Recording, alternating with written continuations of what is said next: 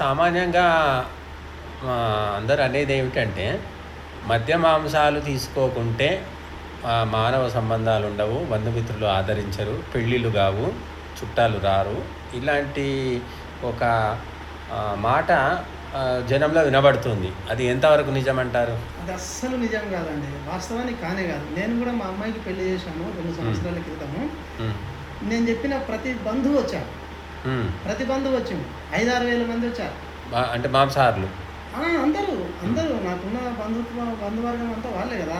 ఒకటండి, ఏ బంధువులు కూడా మాకు మాంసం పెడతావా, లేకపోతే మధ్య మాంసం మా సారాయి దాపుతావా అని ఎవరు అడగరు, ఒత్తిడి ఏం చేయరు, అస్సలు లేదు. వాళ్ళకి మనం బలహీనంగా ఉన్నప్పుడే మనం తాగుతాం కాబట్టి వాళ్ళు ఖుషి చేయడానికి మనం తాగుతాము. మనం కూడా వాళ్ళ ఇంటికి వెళ్ళి తింటాం కదా, కాబట్టి మనం కూడా పెట్టాలి. పెట్టకపోతే ఏదో అయిపోతుంది, నామూషి అవుతాము. కానీ వాస్తవానికి మాంసాహారి భోజనం కంటే శాకాహారి భోజనానికే ఖర్చు ఎక్కువ అవుతుంది. ఏముంది, మాంసం కోసిన పడేస్తే అది ఉప్పు కారం ఉప్పులున్నా ఎవరు అడిగేదికి ఏముండదు. కాబట్టి శాకాహారిలో కూరగాయలు ఏమాత్రం కొద్దిగా ఎక్కువ తక్కువ బాగలేదంటారు. కాబట్టి చాలా ఖర్చు ఎక్కువ ఉంటుంది, ఎక్కువ కూరగాయలు చేయాల్సి వస్తుంది. మాంసాహార జంతువులు ఏముంది, ఇంత ఉడకబెట్టి ఆడ పడేస్తే కుక్కర్లాగే దింపదరు అది దానికి తప్పు కూడా పట్టడానికి రాదు. కానీ ఇప్పుడు వాతావరణము మాంసాహారులు ఎక్కువైపోయారు కాబట్టి వాళ్ళు శాకాహారులనే చిన్నబుచ్చడము, వెక్కిరించడము ఇలాగ చేస్తున్నారు.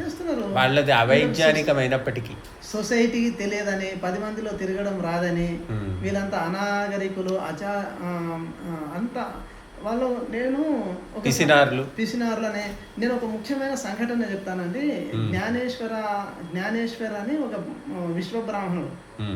నేను అనుకున్నాము విశ్వబ్రాహ్మణులు అంటే విశ్వానికి బ్రాహ్మణులే తినరు, అంటే విశ్వబ్రాహ్మణులు ఇంకా తినరు అనుకునేవాడిని.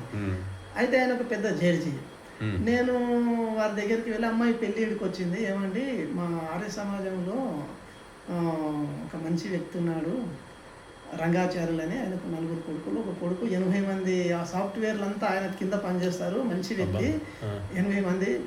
మీ బాగుంటుందంటే వాళ్ళు ప్యూర్ వెజిటేరియన్. వాళ్ళ భార్య వెంటనే చీ చీ చీ ఎంత అసహించుకున్నాడు, వెజిటేరియన్ అబ్బో మాకు పడదండి అంటే. వెజిటేరియన్ మాంసాన్ని అసహించుకునేది పోయి తినని వాళ్ళను చీచి అంటే అది ఎంతో అసహించుకున్నట్లుగా మాట్లాడింది అని అంటే నేను అన్నాను, అరే మీరు విశ్వబ్రాహ్మణులు ఇంకా సంతోషపడాల్సింది పోయి మాంసం తినని వాళ్ళని ఇంత ఈసడించుకుంటారా అని అంటే, మేము తింటామండి, మేము ఖచ్చితంగా తింటాం, మాకు అలాంటి అబ్బాయే కావాలి అన్నారు.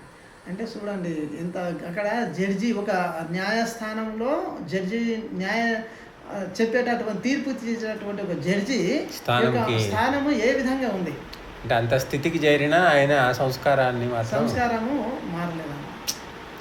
అయితే ఇప్పుడు మరి యజ్ఞయాగాదుల్లో కానీ వైదిక సాహిత్యంలో కానీ ఎక్కడా కూడా మద్య మాంసాలు స్వీకరించొద్దని నిషేధమే ఉంది తప్ప విధి అయితే లేదు. విధి అసలు లేదు. ఎందుకుంటుంది? వేదము జ్ఞానం అంటే ప్రకాశము, అది వెలుగు లాంటిది, నా జీవన విధానాన్ని నేర్పేటటువంటిది. ఇలాంటి అజ్ఞానపూర్వకమైన అంధవిశ్వాసాలతో కూడిన అనాచారాలను వేదం ఎక్కడ చెప్పలేదు, ప్రోత్సహించదు, పైగా ఖండించింది.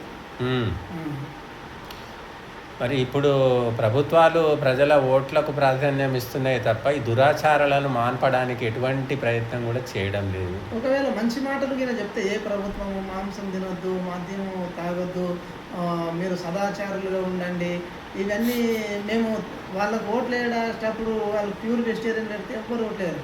తాగడానికి పొదుముక్తంగా బాటలు మాంసం ఇచ్చేసి దాన్ని బిర్యానీ పొట్లాలు ఇచ్చేస్తే మంచివాడు అంటారు.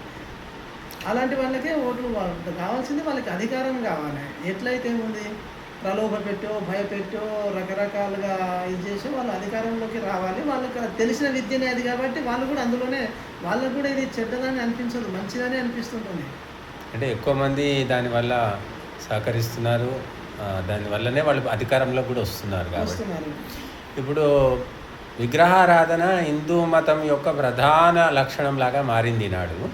మీరు ఏ వయసులో ఈ విగ్రహారాధన తప్పు, ఇది శాస్త్రీయం కాదు, వైదికం కాదని తెలుసుకున్నారు, మానేశారు? ఇది చాలా మౌలికమైనటువంటి ప్రశ్ననండి ఇది. నేను నా వయసు నేను కోడంగల్లో చదువుకునేటప్పుడు చిన్నప్పటి నుండే 11-12 ఏళ్ళ వయసు ఉంటే ప్రతిరోజు ఉదయం 6ంటికే సుప్రభాతానికి వెళ్ళేది కోడంగల్ వెంకటేశ్వర స్వామి దేవాలయానికి. నేను మంచి సుప్రభాతం చదివేది, సంస్కృత శ్లోకాలు చదివేది, చాలా ఈ విగ్రహారాధన.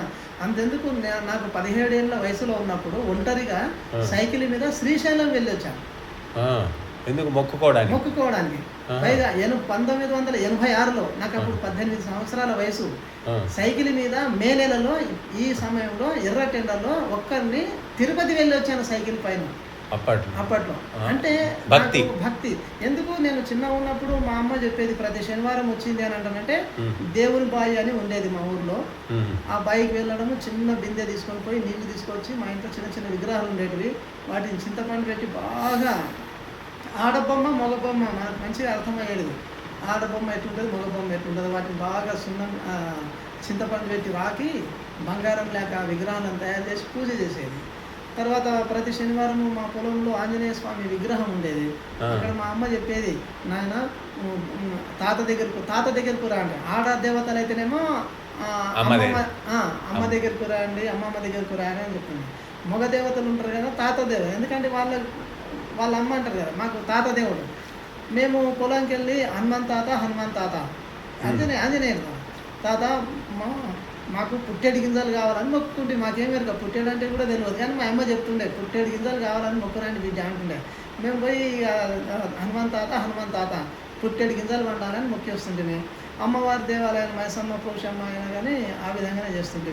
విగ్రహారాధన అనేది ఈ స్వల్ప బుద్ధులకు, చిన్నపిల్లలకు బొమ్మలాట ఎలాగో ఆత్మజ్ఞానము, వస్తు విజ్ఞానము లేనటువంటి వాళ్లకు విగ్రహారాధన అలాంటిదే అని మన శాస్త్రకారులు, నీతి శాస్త్రకారులు చెప్పారు. అంటే మీరు ఏ వయసులో మరి మానేశారు? నేను ఎప్పుడైతే దయానంద ఉపదేశక మహావిద్యాలయం పండిత గోపదేవ శాస్త్రి గారి దగ్గరికి 1986 జూన్ నెలలో 86 జూన్ నెలలో, అంటే మీ వయసు అప్పుడు ఎంత?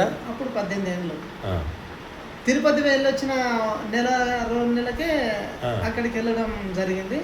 అక్కడ వెళ్ళిన నిత్యం అగ్నిహోత్రం 2 పూటలా చేసేది. మా గురువుగారు శాస్త్రం చెబుతూ మేము సహజంగానే విగ్రహారాధన తప్పు అనేది మనకు తెలిసిపోయింది. వాస్తవానికి మన హిందూ సంప్రదాయం ఏదైతే ఉందో విగ్రహారాధన సంప్రదాయం కాదు. మా గురువుగారు ఒక శ్లోకం చెప్పేది, హస్తిన తాడ్యమానోపి నగచ్చేద్ జైన మందిరం. జైనులు, బౌద్ధులు ఆరామాలు కట్టి అందులో బుద్ధుని విగ్రహాలు, జినుని విగ్రహాలు పెట్టి పూజ చేసేది వాళ్ళ గురువుల స్థానంలో, వాళ్ళు లేని తర్వాత. కాబట్టి విగ్రహారాధన తప్పు. కాబట్టి విగ్రహారాధన చేసే బౌద్ధ జైన మత గుడులకు ఏనుగు వెనకబడి తరుముకుంటూ వచ్చినా సరే, ప్రాణం పోయినా సరే, కానీ ఆ మందిరాలకు పోకూడదు అని చెప్పేది అనమాట. కాకపోతే ఈ కాలాంతరంలో ఏమైంది అని అంటే అనేక దేశ విదేశీ మతస్థులు దండయాత్రలు చేయడం, అవి చేయడం, ఇది చేయడం వల్ల మన దేవుళ్ళను, మన సంస్కృతి మీద దండయాత్ర చేయడం వల్ల వాళ్ళు ఏం చేశారంటే, మన పెద్దలు మన చరిత్రలో కూడా గొప్ప వాళ్ళు ఉన్నారు కదా, రాముడు, కృష్ణుడు, ఆంజనేయుడు చరిత్రవంతులు ఉన్నారు. కాబట్టి మనం కూడా అక్కడ పోకుండా ఉండాలంటే మనం కూడా ఇక్కడనే ఇదే విగ్రహాలను పెట్టుకొని మన పెద్దలు ఆ షాపులో వెళ్ళి కొనుక్కోనే బదులు ఈ మన షాపులో కూడా అవే వస్తువులు పెడితే ఇక్కడికే వస్తారు కదా అనే ఉద్దేశంతో విగ్రహారాధన అప్పుడు ప్రారంభమైంది. కానీ బాగా గమనించండి, వేదాది శాస్త్రాలకు విగ్రహారాధనకు అసలు సంబంధమే లేదు. పైగా రామాయణ, భారత, భాగవతాది, భగవద్గీతలో కూడా ఎక్కడ విగ్రహారాధన ఈ విధంగా చేయాలి అని ఏ శాస్త్రములో లేదు, ఎక్కడ కూడా లేదు. యజ్ఞయాగాదులు చేయాలి, అవి ఎన్ని రకాలు, ఎట్లా చేయాలి, ఏ యజ్ఞానికి ఏం వస్తువులు వాడాలి, దానివల్ల ఏమేమి ప్రయోజనాలు అంటే, స్వర్గకామో యజేత, సుఖం కావాలనుకుంటే యజ్ఞం చేయమని ఉంది శాస్త్రాలలో, కానీ సుఖం కావాలంటే విగ్రహారాధన చేయమని ఎక్కడ లేదు.